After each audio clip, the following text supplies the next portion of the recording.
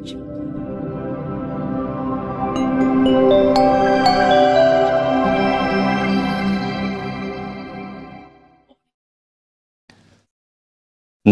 tassa bhagavato arahato samma sambuddhassa. Namo tassa bhagavato arahato samma sambuddhassa. Namo tassa bhagavato arahato samma sambuddhassa. Dhamma piti sukang seti Vipassanena cetassa Arya pawadite dhamme sada ramati panditoti.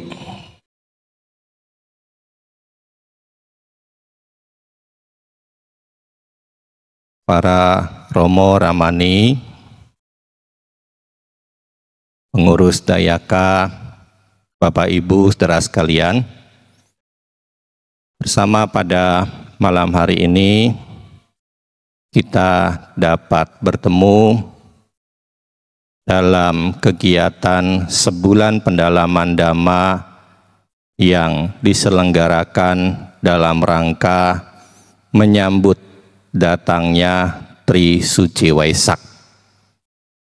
Selama 1 bulan, tiap malam Bapak Ibu memiliki kesempatan untuk mendengarkan Dhamma yang tentunya akan menambah wawasan yang dapat dijadikan sebagai pedoman untuk praktik hidup sebagai umat Buddha.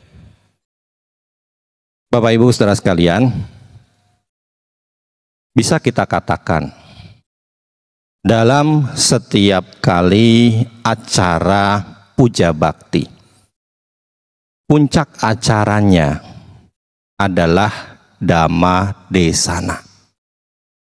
Hal ini bisa kita lihat kalau kita mengajak teman-teman kita yang beragama Buddha untuk berangkat ke wihara. Pasti yang menjadi pertanyaan mereka itu siapa yang ceramah? Ya kan? Yuk ke wihara. Siapa yang ceramah?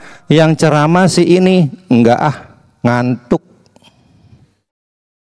Siapa yang ceramah? Yang ceramah si itu. Enggak bulet-bulet. Siapa yang ceramah? Yang ceramah si ini. Yuk berangkat, ceramahnya asik. Ini yang banyak terjadi Bapak Ibu saudara sekalian. Nah, sebenarnya siapapun yang menyampaikan Dhamma, cobalah diperhatikan. Pada saat Bapak Ibu mendengarkan sebuah khotbah Dhamma, bisakah Bapak Ibu mendapatkan 5 manfaat ini? Di dalam Dhamma Sawana Nisangsa Sutta dari kitab suci Anguttara Nikaya kelompok 5, Sang Buddha menguraikan bahwa ada 5 manfaat yang dapat diperoleh ketika seseorang mendengarkan sebuah khotbah Dhamma. Apa 5 manfaat itu? 1. Asutang sunati, mendengar yang belum pernah didengar. Jadi dengan mendengarkan sebuah khotbah Dhamma, kita mendapatkan wawasan, pengetahuan baru tentang ajaran Sang Buddha, tentang Dhamma. Maka itu sebuah kesempatan yang berharga. Kenapa? Harus kita akui Bapak Ibu saudara sekalian, kita sebagai umat Buddha ini minim literasi. Minat baca kita itu sangat-sangat sedikit. Ya kan? Coba saya tanya. Siapa di sini yang enggak punya buku kitab suci Dhammapada? Yang enggak punya. Berarti semuanya rata-rata punya. Ya kan? Dibaca nggak? Ya, kita ini minim literasi. Beberapa kali saya menyampaikan khotbah Dhamma. Suta-suta itu sudah ada terjemahannya dalam bahasa Indonesia. Sudah ada dalam bentuk buku fisik, juga sudah ada dalam bentuk buku elektronik. Saya sering juga menghimbau Bapak Ibu sekalian punya smartphone. Gunakan smartphone-nya itu untuk benar-benar menjadikan smart. Caranya bagaimana? Download aplikasi Suta. Download e-book Suta. Selama ini kan kita menggunakan smartphone, tapi menuntun kita malah menjadi orang stupid. Dengan cara apa? Kerajingan main game. Ya kan? Anak-anak aja sekarang udah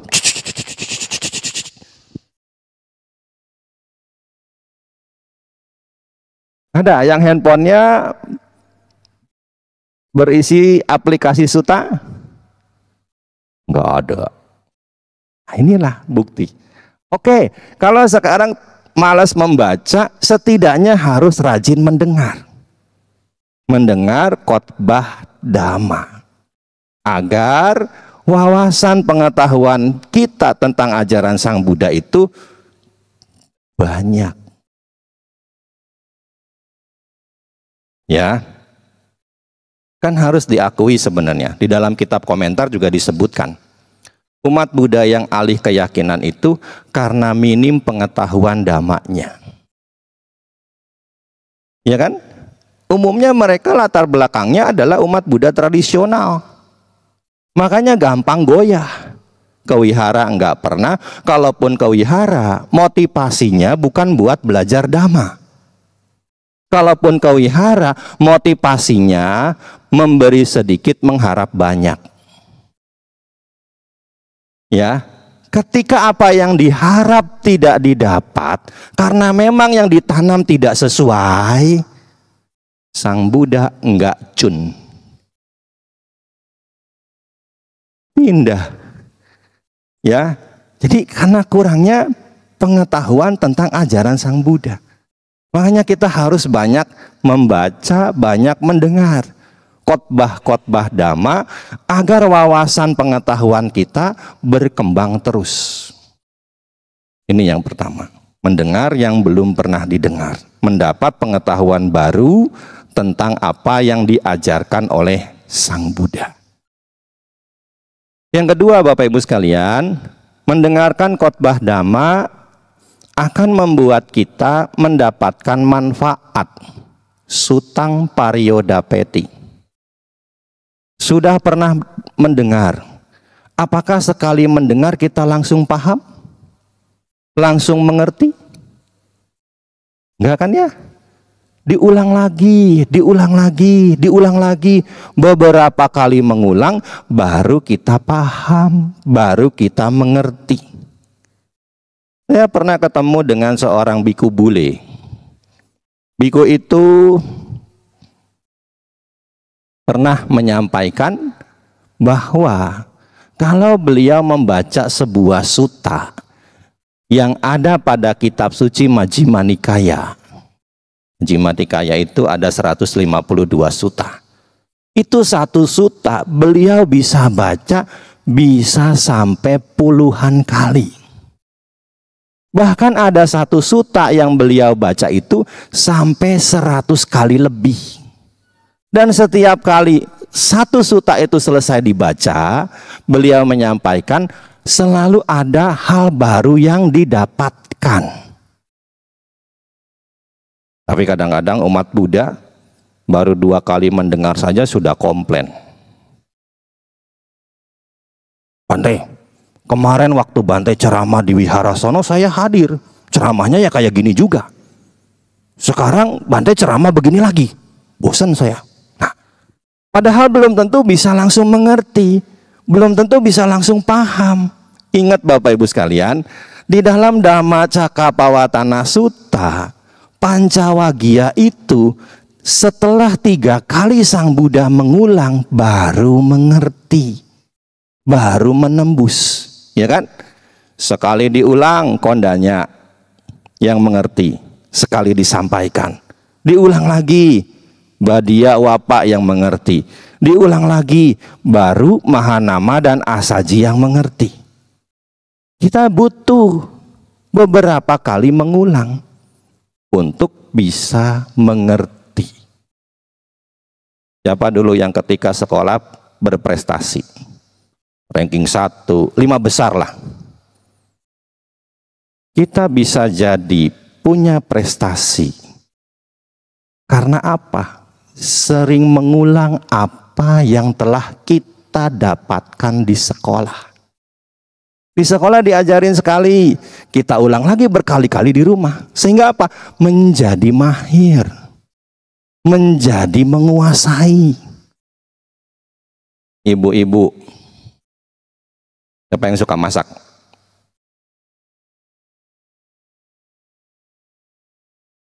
Ya, kan suka lihat resep di majalah, di koran, digunting, pengen nyoba masak.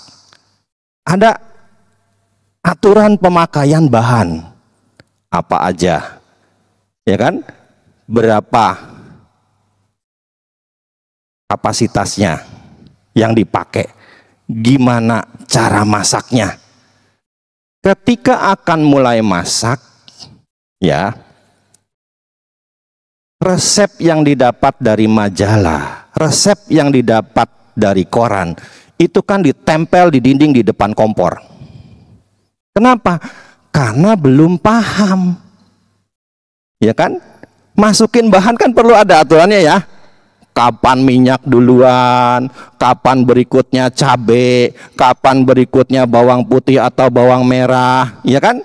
Kapan berikutnya micin. Itu kan nggak sembarangan kan? Itu kan kita jadikan pedoman. Berikutnya apa lagi yang dimasukin? Sekali masak kita masih lihat resep yang kita tempel di tembok di depan kompor. 2 kali masih lihat, 3 kali masih lihat, 10 kali masih lihat nggak? Enggak. Kenapa? Udah sering kali mengulang, sudah paham, sudah ngerti. Ya, makanya kalau kita mendengar sebuah khotbah, khotbah itu sama, mirip. Simak baik-baik. Seberapa jauh pemahaman kita sekarang dari khotbah yang kita dengar yang sama sebelumnya. Ya. Saya pernah membaca sebuah sutta di di Anguttara Nikaya tentang 5 mimpi bodhisatta. Pernah dengar kan ya? 5 mimpi bodhisatta. Mimpi di kakinya digerumut cacing-cacing putih, itu simbol Bapak Ibu sekalian, upasaka upasika. Mimpi ada burung 4 warna datang dari 4 penjuru, itu simbol umat Buddha. Para biku datang dari lapisan masyarakat, kasta manapun. Ya, itu lagi awal-awal saya baca sutta itu, saya nggak paham, saya nggak ngerti. Baca dulu sutta yang lain, balik lagi ke sutta ini, baru di situ tahu, oh maksudnya ini. Diulang lagi, diulang lagi, diulang lagi, baru kita akan mengerti. Memahami. Ya, jadi kalau sekali lagi mengulang dan mengulang, jangan komplain. Coba kita telaah seberapa jauh sekarang pemahaman kita dari khotbah yang sebelumnya kita dengar. Yang ketiga, mendengar dhamma akan membuat kita makin paham, makin mengerti. Kankang wihanati. Kalau sudah makin paham, kalau sudah makin mengerti, pasti ada sesuatu yang mulai terkikis dari diri kita. Ada sesuatu yang mulai bisa kita hilangkan. Apa itu?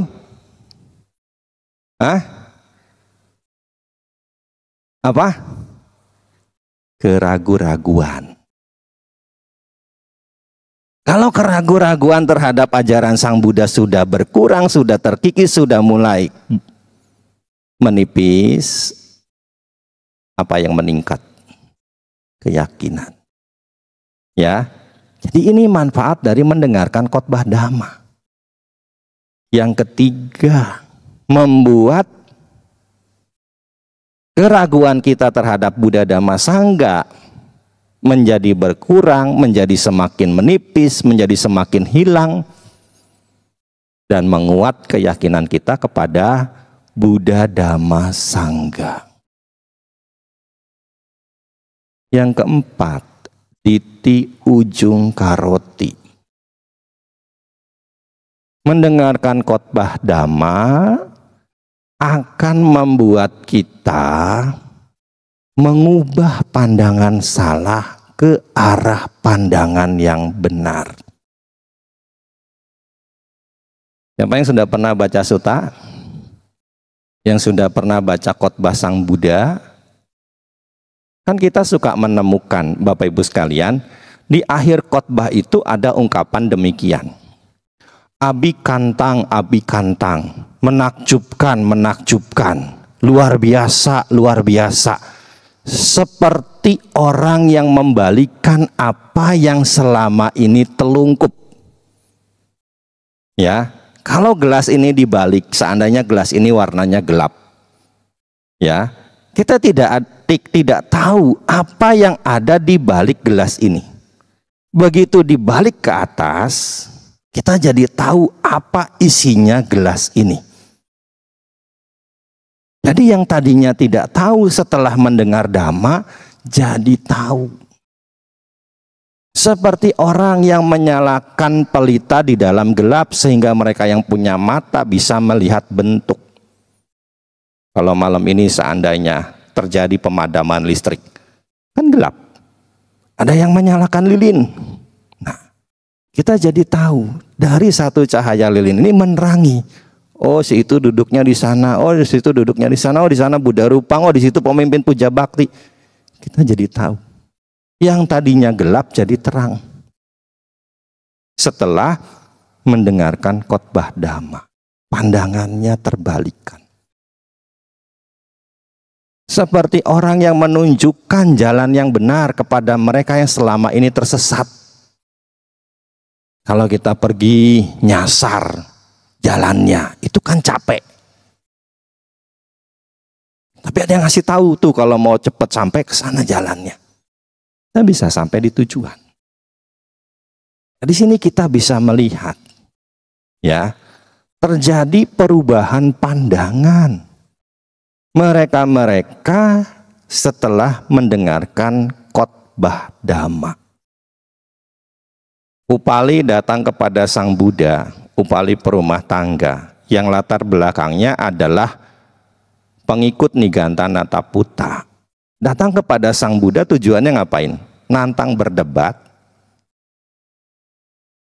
Sang Buddha memberikan bimbingan Dhamma kepada Upali. Selesai, Upali menyatakan diri berlindung pada Buddha Dhamma Sangga, meninggalkan ajaran dari Nigantana Putta. Brahmana Akosaka mendatangi Sang Buddha ngapain? Ngomel-ngomel, marah-marahin Sang Buddha. Sang Buddha memberikan bimbingan Dhamma. Di akhir khotbah, Brahmana Akosaka menyatakan diri berlindung pada Buddha Dhamma Sangga. Ya, terjadi perubahan pandangan. Yang keliru menjadi ke arah pandangan benar. Ada sebuah pepatah mengatakan, aset yang paling berharga yang bisa kita miliki adalah mindset, pandangan benar. Ya, makanya kalau kita ikut seminar-seminar motivasi. Kalau mau maju, kalau mau sukses, apa yang harus diubah? Mindsetnya, pandangannya. Ya, nah itu. Demikian pula kalau kita ingin memahami Dhamma, yang harus kita ubah adalah pandangan kita. Yang tadinya keliru, kita arahkan ke pandangan yang benar. Yang nanti kita bahas lebih lanjut. Nah, yang terakhir Bapak Ibu sekalian, Citamasa Pasidati. Mendengarkan khotbah Dhamma membuat batin kita, pikiran kita menjadi tenang dan bahagia. Kenapa? Karena sudah lengkap. 4 yang pertama itu kita dapatkan. Kalau kita bertambah wawasan pengetahuan, happy nggak? Kalau kita semakin mengerti, membuat kita semakin bahagia, semakin ketenang. Keyakinan kita semakin meningkat, ya kita semakin bahagia, semakin tenang. Pandangan salah kita tergantikan dengan pandangan benar, membuat batin kita pun menjadi semakin bahagia, semakin tenang. Nah, inilah 5 manfaat yang kita dapatkan dari mendengarkan Dhamma. Sebagaimana dinyatakan oleh Sang Buddha di dalam Dhamma Sawana Sutta, kitab suci Anguttara Nikaya kelompok 5. Bapak Ibu sekalian, yang keempat, mengubah pandangan. Pandangan ke arah pandangan benar.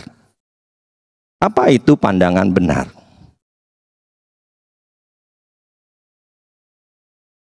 Bapak Ibu sekalian, dalam Samaditi Sutta yang ada pada kitab suci Majjhima Nikaya, Bante Sariputta menyampaikan khotbah tentang pandangan benar di hadapan para biku.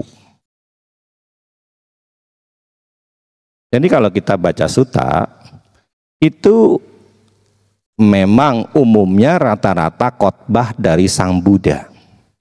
Tetapi ada beberapa sutta itu disampaikan oleh murid-murid beliau.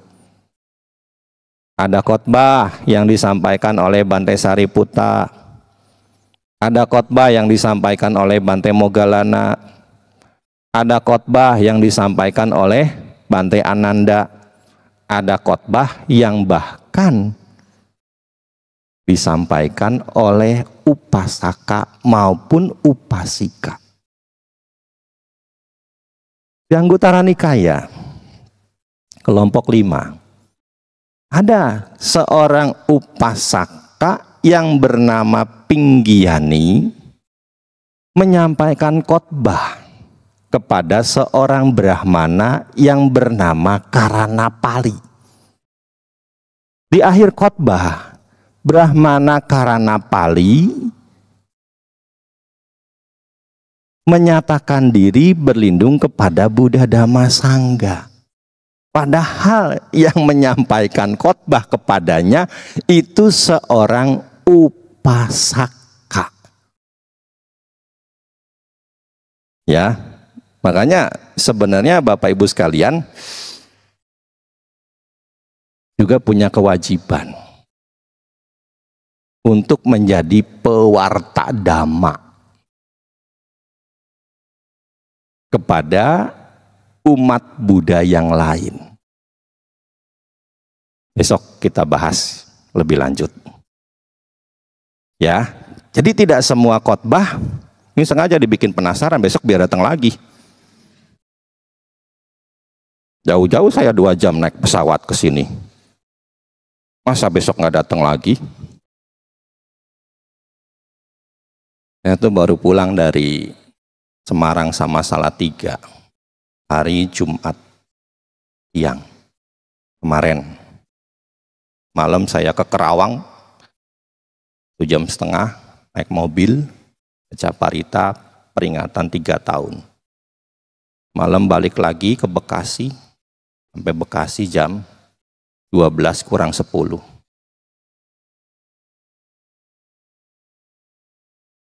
Malam 23:50.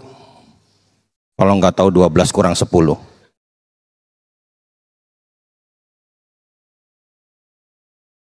Ya, jam 5 bangun, bimbingan meditasi online. Terus tadi pagi-pagi ngurus-ngurus pohonan dulu. Jam 10 berangkat. Pas saya sampai Bandara Halim, check-in, ke toilet, udah panggilan boarding. Ya untung nggak kayak di Soekarno-Hatta, jalannya jauh banget. Halim cepet, ya. Pas panggilan boarding. Begitu saya di toilet itu, saya cepet-cepet masuk ke ruang tunggu. Ya, Bapak Ibu sekalian, tidak semua khotbah itu disampaikan oleh Sang Buddha. Kalau kita membaca suta-suta, ada beberapa khotbah yang disampaikan oleh murid-murid beliau, baik itu biku, bikuni, samanera, samaneri, dan upasaka, upasika.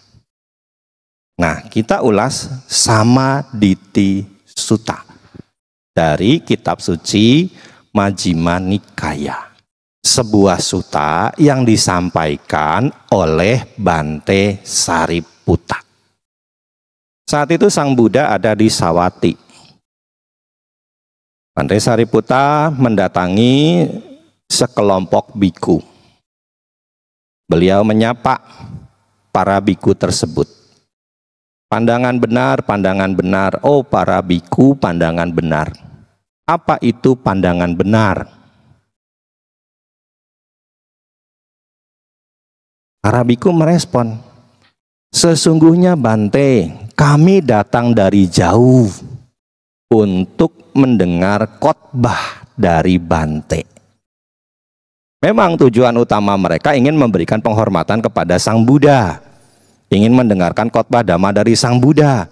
Nah, sekarang ada Bante senior yang ingin menyampaikan Dhamma untuk mereka. Tentu itu sebuah kesempatan yang menguntungkan juga. Maka mereka merespon demikian. Kami datang dari jauh untuk mendengarkan khotbah dari Bante. Ada makna apa yang dirasakan oleh biku-biku tersebut terhadap Bante Sariputta?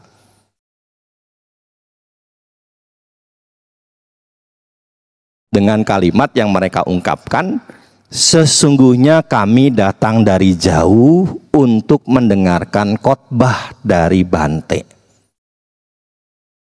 Ada makna apa?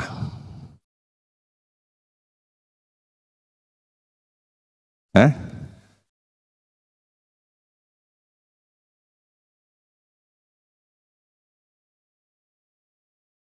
Ada makna apa? Rindu. Kangen mereka dengan Bante Sariputta. Ya kan? Coba disimak. Sesungguhnya kami datang dari jauh untuk mendengarkan khotbah dari Bante. Ada kesan kangen, rindu. Di satu sisi ya rindu pengen ketemu Bante Sariputta. Di satu sisi rindu karena sudah lama tentunya tidak menyimak khotbah Dhamma dari Bante Sariputta.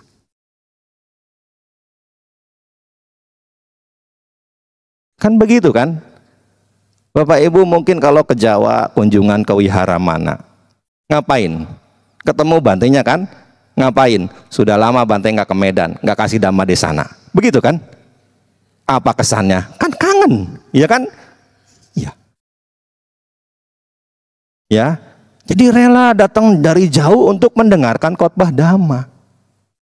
Kalau di dalam Sonadanda Sutta, di dalam Kuttadanta Sutta disebutkan, kalau seandainya Sang Buddha ya berada jauhnya 1000 yojana, seseorang yang punya keyakinan akan menempuh jarak sejauh itu dengan membawa tas tangan demi untuk mendengarkan khotbah Dhamma.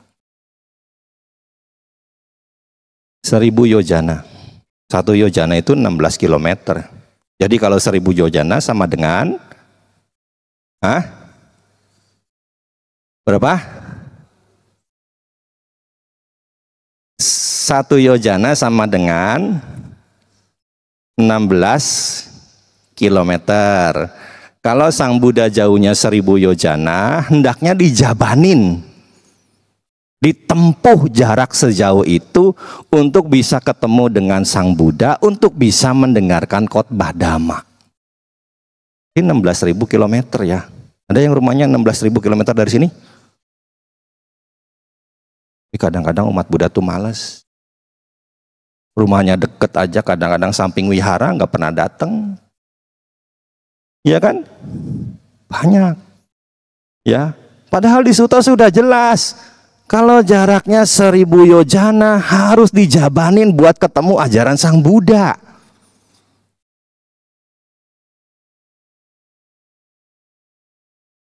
Zaman dulu nggak ada kendaraan. Ya kan? Harus ditempuh dengan jalan kaki. Makanya di Sutta disebutkan dengan membawa tas tangan, bawa bekal buat di perjalanan. Ya, makanya kita harus termotivasi dengan kata-kata ini. Ya, di Sutta disebutkan 1000 yojana aja harus ditempuh demi untuk ketemu dengan ajaran Sang Buddha. Nah ini cuma 100 meter, mager. Kaum rebahan.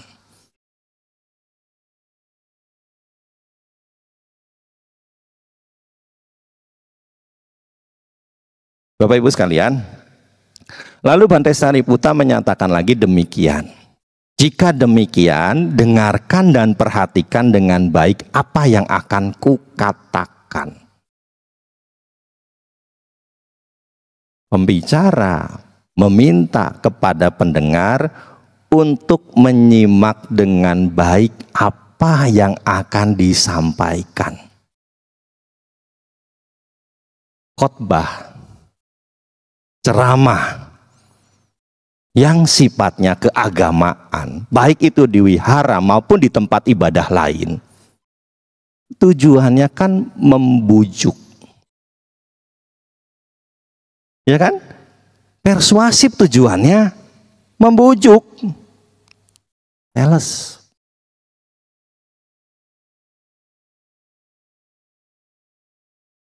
Membujuk. Ya kan? Saya kan sedang membujuk Bapak Ibu untuk ngikutin ajaran Sang Buddha. Ya kan? Hanya saya khotbahin pandangan benar. Ya, coba aja simak bantai-bantai lain, romo-romo lain kalau khotbah. Kan pasti membujuk. Ayo laksanakan sila, ayo laksanakan meditasi, ayo laksanakan dhamma. Kan tujuannya membujuk semua. Cuma caranya sesuai dengan dhamma. Gak seperti yang di pasar jualan obat. Ya. Nah, Bapak Ibu sekalian, maka tidak jarang dan kadang juga umat Buddha suka bertanya setelah baca Dhammapada Atthakatha, kok cepat sekali ya Bante bisa mencapai tingkat kesucian hanya mendengar satu gata Dhammapada. Kenapa? Fokus menyimak dengan baik setiap kalimat dalam khotbah yang disampaikan. Kan kalau kita zaman sekarang, badan kita di sini belum tentu pikiran kita di sini. Ya kan? Iya. Badan kita di sini bisa saja sekarang pikiran kita di tempat lain. Mungkin lagi mikirin mau beli tiket konser yang 11 juta. Gimana nyari duitnya? Ya kan? Bulan November ya. Barang Katina itu. Udah pakai dana aja lah. Iya 11 juta mendingan dipakai dana. Pas Katinaan lagi. Ya kan? Ya biku juga harus update dong.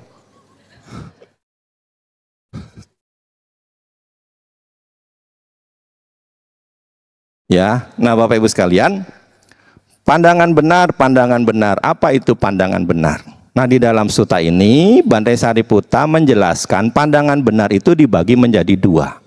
Ada pandangan benar duniawi, ada pandangan benar di atas duniawi. Secara keseluruhan ada 16 poin yang dijelaskan dalam Samaditthi Sutta berkenaan dengan pandangan benar. 1. Mengetahui yang tak bajik dan akarnya. Mengetahui yang bajik dan akarnya. Apa itu yang tak bajik? Membunuh itu tak bajik, mencuri itu tak bajik, berperilaku seksual yang salah itu tak bajik, berbohong itu tak bajik, menghasut, memprovokasi itu tak bajik, berkata-kata kasar itu tak bajik, bergosip itu tak bajik, memiliki niat jahat itu tak bajik, berpikir serakah itu tak bajik, memiliki pandangan salah itu tak bajik. Apa akar dari yang tak bajik? Akar dari yang tak bajik adalah loba, dosa, moha. Keserakahan, kebencian, kebodohan batin. Ya, seseorang itu bisa membunuh dengan latar belakang kuatnya keserakahan. Kita mengetahui kadang-kadang kan terjadi pencurian dengan kekerasan, begal. Ya, ingin menguasai apa yang bukan miliknya dengan cara menyakiti si pemilik. Orang bisa membunuh karena kebencian, ini sudah jelas. Seperti yang lagi ramai ini di Semarang ya. Nyimak nggak? Nggak nyimak? Nggak tahu berita? Nggak tahu berita di Semarang? Ya sudah, nanti setelah selesai ini coba googling. Ya, orang bisa membunuh juga karena kebodohan. Kadang banyak umat Buddha, Bapak Ibu sekalian, berdalih membunuh nyamuk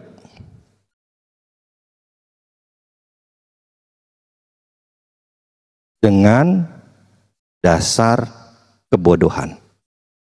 Apa? Pok. Semoga lahir kembali di alam bahagia. Iya, kemarin waktu saya menyampaikan khotbah ini, ada yang nanya, Bante, gimana kalau sambil ngeprok nyamuk, sambil sabe sata bawaan tusuk tata? Ya, jadi bisa ini. Karena dasar loba dosa moha, seseorang melakukan apa yang tak bajik. Saya ingin pesan yang keempat. Yang kelima, kita sudah memasuki tahun politik. Berhati-hati ketika kita menerima pesan lewat media sosial. Ditelaah dulu kebenaran beritanya. Ditelaah dulu sumbernya dari mana. Kan kadang-kadang kita nggak baca lagi langsung sebarin, ya kan? Nah, ini bahaya sekali. Hati-hati.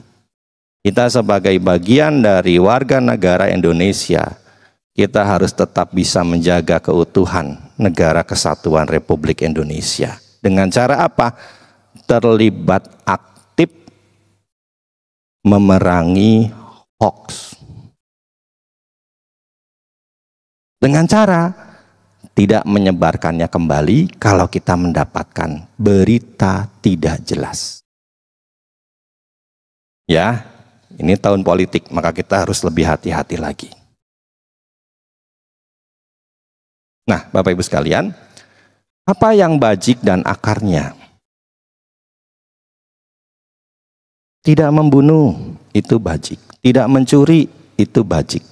Tidak melakukan perilaku seksual yang salah, itu bajik. Tidak berbohong, itu bajik. Tidak menghasut, tidak memprovokasi, itu bajik. Tidak berkata kasar, itu bajik. Tidak bergosip itu bajik. Punya niat baik itu bajik. Tidak berpikir serakah itu bajik. Dan punya pandangan benar itu bajik. Apa akar dari yang bajik? Akar dari yang bajik adalah aloba adosa amoha. Tanpa keserakahan, tanpa kebencian, tanpa kebodohan batin. Inilah 10 yang bajik dan akarnya. Apa yang kita tangkap? Pandangan benar yang pertama di sini. Pandangan benar yang pertama di sini sesungguhnya mengajarkan kita untuk memiliki pandangan benar terhadap hukum karma. Kama, sakata, samaditi. Sudahkah kita miliki pandangan benar terhadap hukum karma? Yakinkah kita dengan apa yang kita bacakan setiap saat dalam perenungan kerap kali? Kama sakomhi, kama dayado, kama yoni, kama bandu, kama pati sarano, yang kamangkari sami kalyanang wa papakang wa tasa dayado bawi sami. Aku adalah pemilik perbuatanku sendiri, terwarisi oleh perbuatanku sendiri, lahir dari perbuatanku sendiri, berkerabat dengan perbuatanku sendiri, bergantung pada perbuatanku sendiri. Perbuatan apapun yang akan kulakukan, baik ataupun buruk, itulah yang akan kuwarisi. Yakinkah kita dengan itu? Yakin nggak? Bohong. Iya. Kan masih banyak umat Buddha itu seperti tadi saya sampaikan. Pengen usahanya lancar. Setiap pagi sudah baca Abhinha Pacawekana. Tapi medit. Pelit.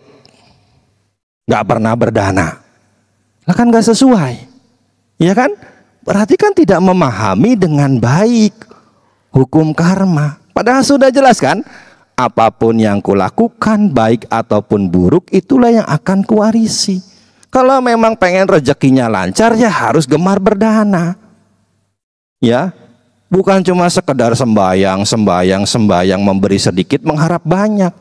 Lah nggak sesuai. Kalau rezekinya pengen banyak, berdananya juga harus banyak. Kalau rezekinya pengen banyak, berdananya cuma jeruk sekilo. Ya susah, nggak sesuai. Padahal katanya memahami hukum karma. Ya, kadang tidak jarang juga beberapa umat Buddha pengen kaya, pengen maju, pengen sukses, tapi caranya salah. Bukan berbuat baik, malah pergi ke tempat-tempat yang katanya bisa mendatangkan kekayaan, keberhasilan, kesuksesan. Ada nggak yang kayak gitu? Ada. Tapi nggak ada orang Medan ke Gunung Kawi ya? Ada. Jauh loh. Beneran? Ada. Wih, jauh. Kadang yang sukses itu, yang berhasil itu satu orang. Tapi dia ceritanya kenceng. Iya, yang gagal itu bisa 100 orang. Diam-diam. Kenapa? Takut ketahuan. Ya kan, begitu kan? Ya. Cobalah kalau kita pahami hal ini, apa yang kita harapkan, apa yang kita inginkan itu sesuaikan dengan perbuatan yang kita lakukan. Pengen ini, pengen itu, pengen ini, pengen itu. Ya, sesuaikan perilaku kita, sikap kita, ucapan kita, pikiran kita yang ke arah sesuai dengan tujuan. Disitulah kita memahami hukum karma dengan baik.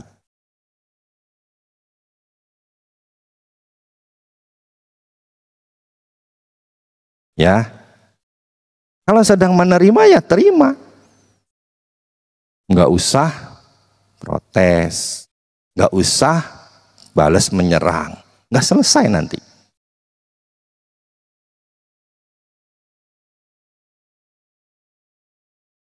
Terimalah.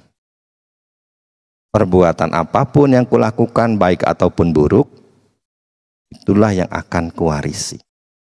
Jadi kita tuh jangan pengen cuma nerima yang baik-baiknya. Yang buruk sekalipun harus berusaha kita terima. Kenapa?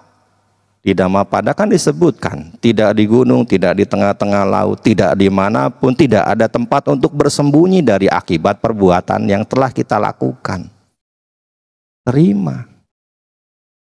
Ya, di sini pandangan benar yang pertama, Kamma Sakata Samaditi, memahami hukum karma dengan baik. Ini pandangan benar secara dunia.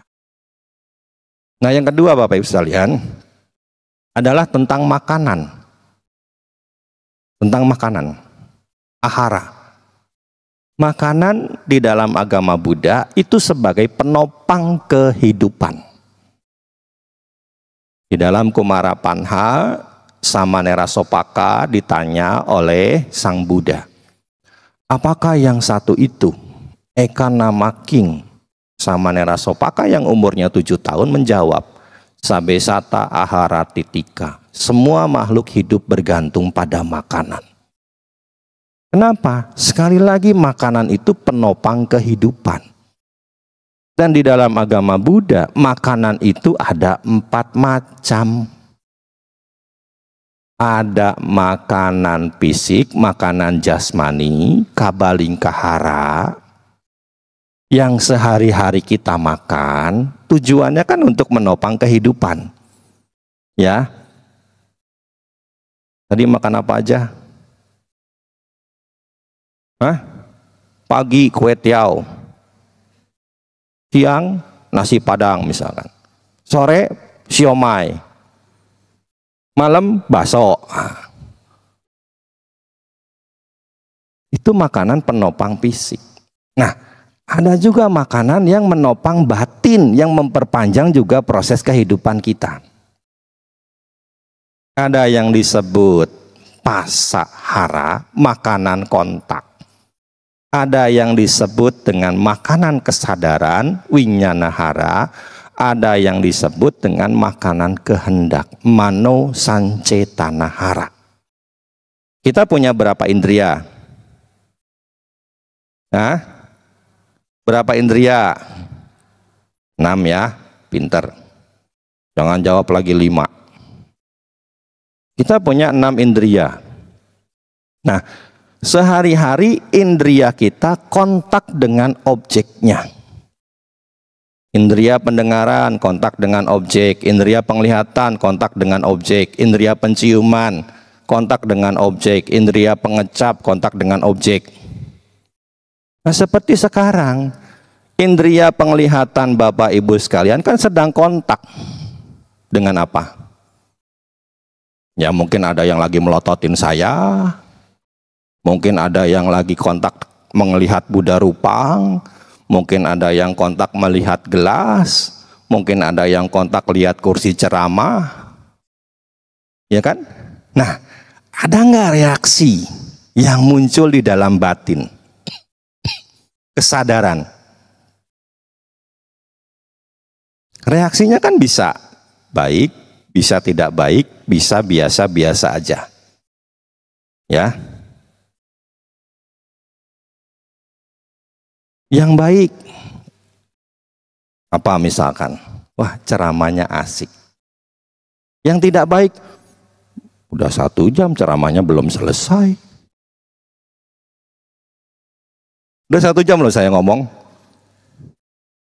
Iya kan? Udah 1 jam itu saya ngomong itu. Iya kan? Coba lihat tuh di kamera. Udah 1 jam belum? Ya, udah 1 jam saya ngomong. Nah, Bapak Ibu sekalian, nah reaksi itu memperpanjang proses kita dalam kehidupan. Ya kan? Ketika kita melihat orang yang kita senangi, ada ketertarikan muncul, kuat, memperpanjang proses kehidupan.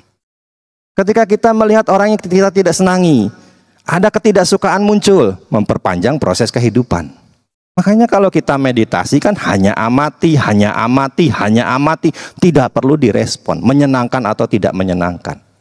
Kenapa? Karena apapun yang kontak dengan indria, direspon menyenangkan maupun tidak menyenangkan, bisa memperpanjang proses kehidupan dalam samsara. Ya, nah makanan ini dikaitkan dengan 4 kebenaran mulia. Duka, sebab duka, lenyapnya duka, jalan untuk melenyapkan duka. Tahu makanan, tahu sebab munculnya makanan, tahu lenyapnya makanan, tahu jalan untuk melenyapkan makanan. Apa jalan untuk melenyapkan makanan?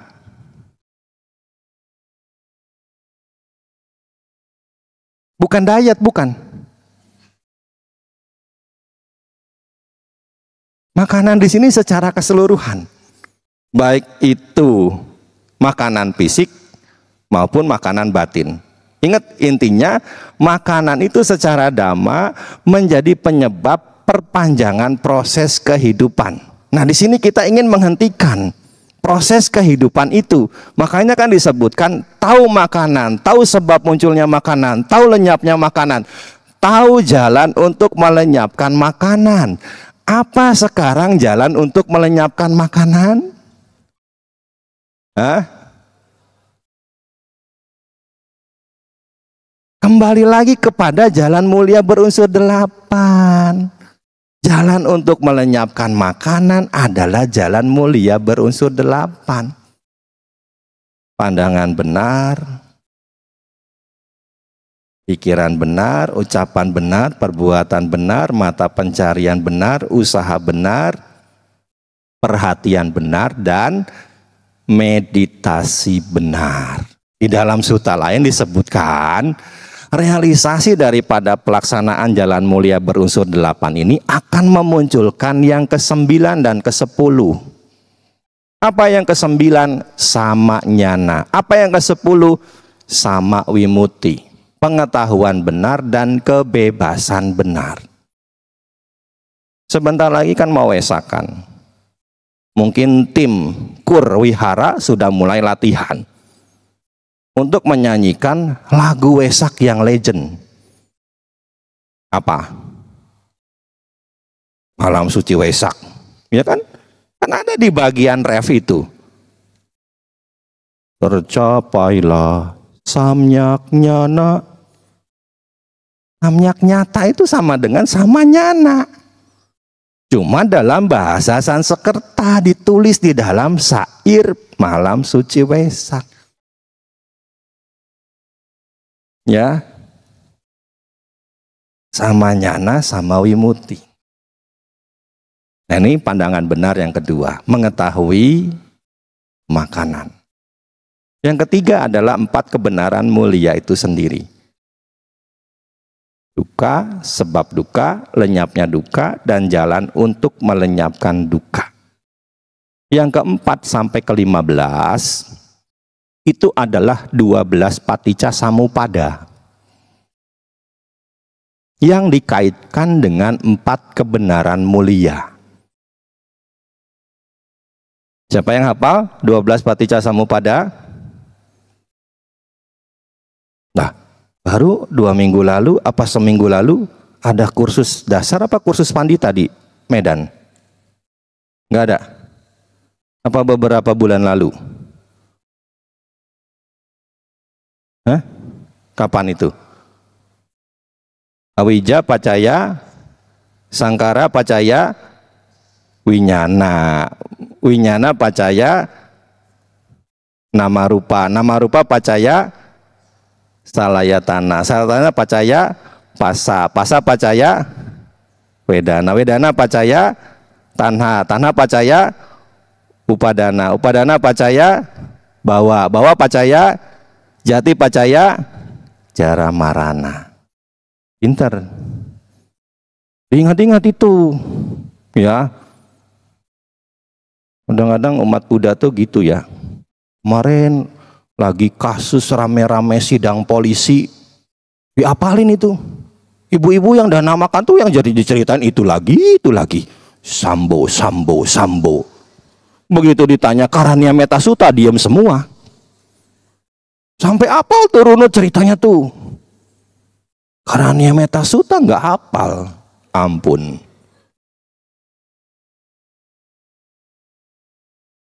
Ya. Nah, urutannya dibalik. Yang keempat itu mulai dari jara marana. Dikaitkan dengan 4 kebenaran mulia. Tahu usia tua kematian. Tahu sebab usia tua kematian. Tahu lenyapnya usia tua kematian. Tahu jalan untuk melenyapkan usia tua kematian. Apa jalannya? Jalan mulia berunsur 8. Yang nggak ada jalan lain, jangan mikirin jalan lain, jangan mikirin jalan tilak, jalan pajang, jalan tamrin. Nggak ada hubungannya.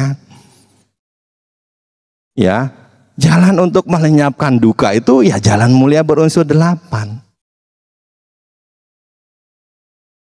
Ya, nah nanti sampai yang ke-15 adalah awija. Tahu awija, sebab munculnya awija, lenyapnya awija, jalan untuk melenyapkan awija. Jalannya adalah jalan mulia berunsur 8. Yang ke-16 adalah asawa, noda batin. Noda batin di dalam sutta disebutkan ada 3. Noda batin berupa keinginan indria, kama asawa. Noda batin berupa keinginan lahir kembali di alam bahagia, bawa asawa. Dan yang terakhir adalah noda batin berupa kebodohan batin, awija asawa. Nah, asawa ini juga dikaitkan dengan 4 kebenaran mulia. Tahu asawa, tahu sebab munculnya asawa, tahu lenyapnya asawa, tahu jalan untuk melenyapkan asawa. Jalannya jalan mulia berunsur 8. Ini samaditi sutta. Pandangan benar adalah memahami pandangan benar secara duniawi, pandangan benar di atas duniawi. Ya, maka kita harus berupaya untuk punya pandangan benar. Nah, gimana caranya biar bisa muncul? Gimana caranya kalau sudah muncul itu bisa meningkat pandangan benarnya? Di dalam Anugahita Sutta, kitab suci Anggutara Nikaya kelompok 5, ada 5 tips untuk meningkatkan pandangan benar. Di dalam sutta itu disebutkan demikian. Pancahi bikawe anugahita samaditi. Ceto wimuti pala cak hoti. Ceto wimuti pala nisangsa cak. Panya wimuti pala cahoti. Panya wimuti palani sangsa cak. Ketika pandangan benar dibantu oleh 5 faktor, maka pandangan benar itu memiliki kebebasan pikiran sebagai buahnya. Memiliki kebebasan pikiran sebagai buah dan manfaatnya. Memiliki kebebasan melalui kebijaksanaan sebagai buahnya. Kebebasan melalui kebijaksanaan sebagai buah dan manfaatnya. Nah, apa yang 5 itu? 1. Sila nugahita. Pandangan benar akan meningkat bila dibantu dengan praktik moralitas. Bapak Ibu, sehari-hari sebagai umat Buddha melatih 5 latihan sila. Di hari Uposatha atau seperti sekarang menjelang sebulan, ya, mendekati Trisuci Wesak, dihimbau untuk melatih 8 sila. Jadi motivasinya diarahkan Bukan cuma semata-mata ingin menyambut Wesak, tapi juga diarahkan agar pandangan benarnya meningkat.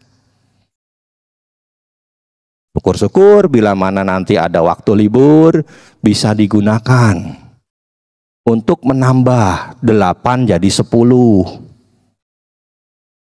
Ya, syukur-syukur bila mana ada waktu libur ditambah lagi 10 jadi 227. Tuh malah diketawain. Kan sekarang sudah boleh kok jadi biku sementara. Sudah ada tempatnya, gedungnya itu sudah bagus, 4 apa 5 lantai itu di Gunung Sindur. Iya, nanti tanggal 27 itu kan ada penasbisan Pabaja Upasampada. Cuma 2 minggu selama masa Wesak. Nanti bulan Juli atau Agustus ada lagi selama 3 bulan. Boleh. Ya, boleh. Sudah punya, kan ada brosur Pabaja. Ada nggak? Sudah pernah kan dilihat di media sosial kan? Ada program Pabaja di wihara mana, ada program Pabaja Upasampada juga. Boleh meningkatkan sila dari 5 jadi 227. Motivasinya apa? Meningkatkan pandangan benar. Ya, kenapa? Karena Sang Buddha menyatakan demikian. Jika dibantu dengan sila, pandangan benar akan meningkat.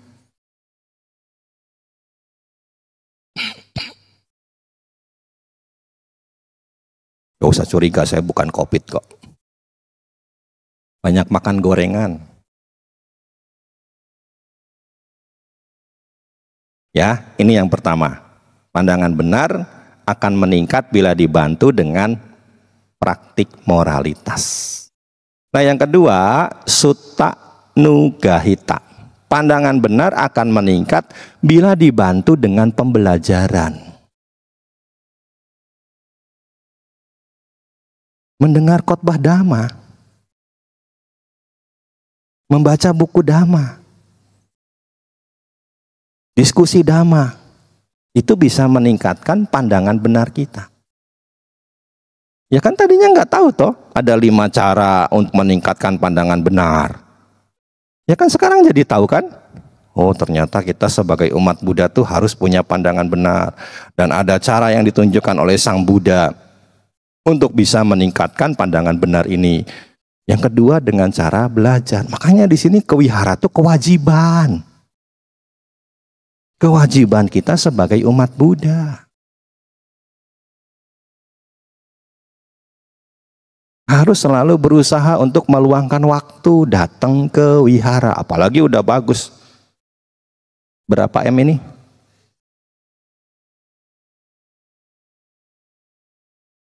Jangan sampai kosong. Ya kan? Jangan sampai kosong. Dari kandang ayam berubah.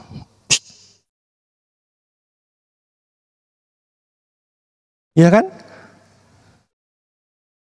Dari julukan wihara kandang ayam berubah. Apa sekarang julukannya?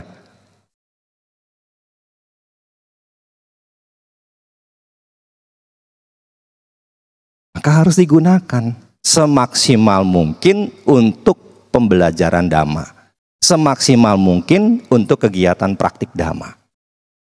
Ya, jadi gunakan kesempatan-kesempatan untuk mendengar dengan belajar itu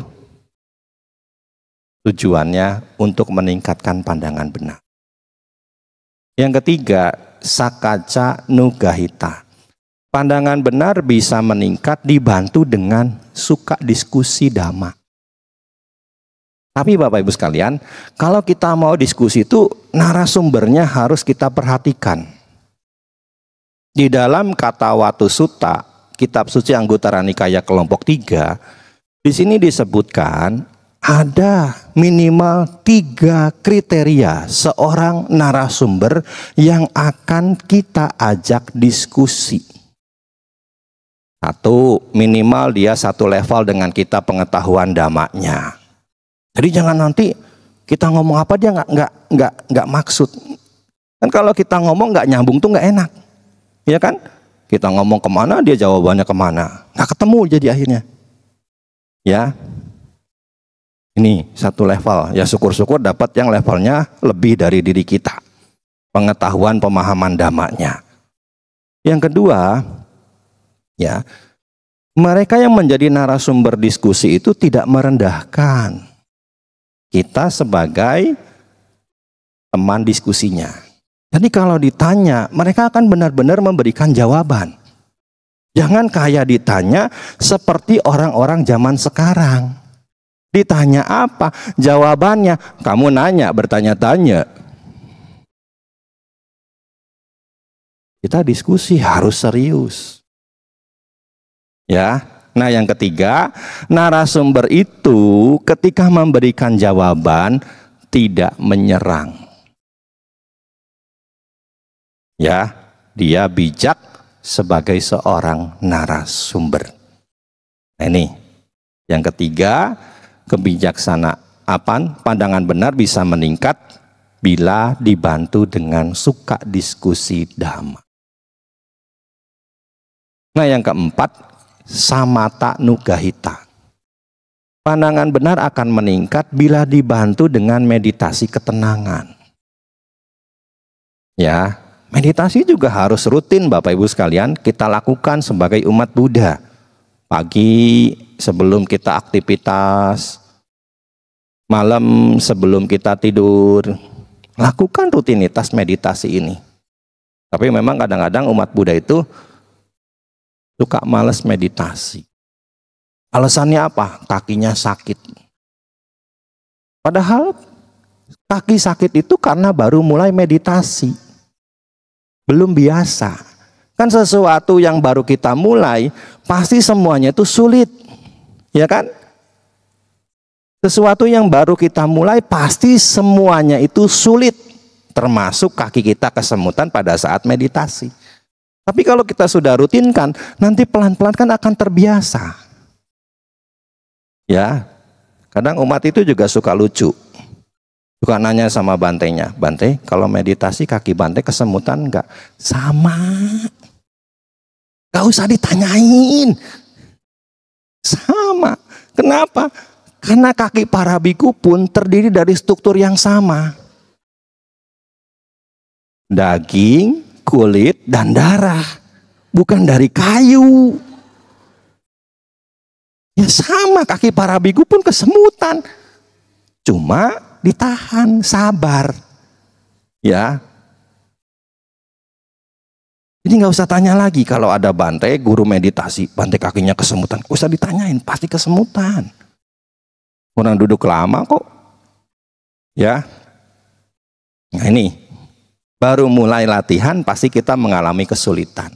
Kan di dalam Dhammapada Sang Buddha mengumpamakan pikiran itu ketika kita mulai meditasi diumpamakan seperti ikan yang diangkat ke daratan. Dia akan menggelepar-gelepar. Tapi pelan-pelan pasti akan tenang. Ya, dengan latihan yang terus kita lakukan. Nah, yang kelima yang terakhir, vipassana nugahita. Pandangan benar akan meningkat dibantu dengan meditasi vipassana. Meditasi 4 landasan perhatian. Mengamati jasmani, mengamati perasaan, mengamati pikiran, mengamati fenomena pikir. Ya, nah ini 5 cara untuk meningkatkan pandangan benar. Ya, mari makanya berusahalah kita sebagai umat Buddha untuk memiliki pandangan benar dan berusahalah untuk meningkatkannya agar kita bisa bebas dari duka, dari penderitaan. Di dalam Dhammapada disebutkan Dhamma piti sukang seti wipassanena cetasa Arya pawadite dame sada ramati pandito. Orang yang mengenal Dhamma akan hidup bahagia dengan pikiran tenang. Orang bijaksana akan selalu bergembira dengan ajaran yang dibabarkan oleh para Arya. Demikian, semoga bermanfaat. Terima kasih atas perhatiannya. Sabe sata bonus kitata, semoga semua makhluk hidup berbahagia.